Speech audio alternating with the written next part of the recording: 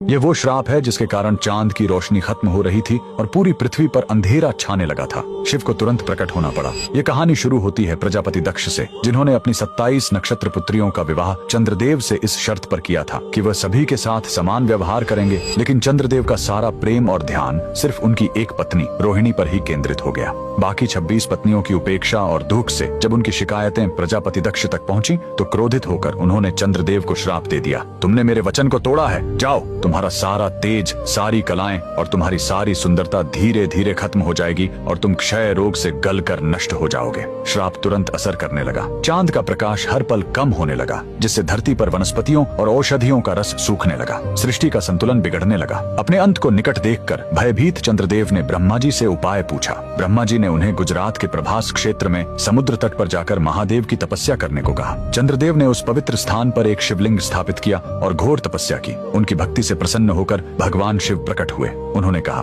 मैं दक्ष के श्राप को पूरी तरह खत्म तो नहीं कर सकता, लेकिन उसका प्रभाव कम कर सकता हूँ। शिव ने वरदान दिया, तुम कृष्ण पक्ष में 15 दिन क्षीण होगे, लेकिन शुक्ल पक्ष में 15 दिन फिर से पूर्ण हो जाओगे। उन्होंने चंद्र को अपने मस्तक पर धारण कर लिया और चंद्रशेखर कहलाए। और जिस ज्योतिर्लिंग की चंद्र ने पूजा की थी वो सोमनाथ, सोम यानी चंद्र के नाथ के नाम से प्रसिद्ध हुआ। और यही सोमनाथ मंदिर भारत का पहला ज्योतिर्लिंग आज भी गुजरात के वेरावल में उसी समुद्र तट पर शान से खड़ा है, जहाँ चंद्रदेव ने श्राप से मुक्ति पाई थी। लेकिन रुकिए, इस मंदिर का एक और रहस्य है। यहाँ मौजूद बाण स्तंभ यह बताता है कि यहाँ से लेकर दक्षिणी ध्रुव तक समुद्र के रास्ते में कोई जमीन नहीं है। भगवान शिव के भक्त कमेंट में हर हर महादेव जरूर लिखें।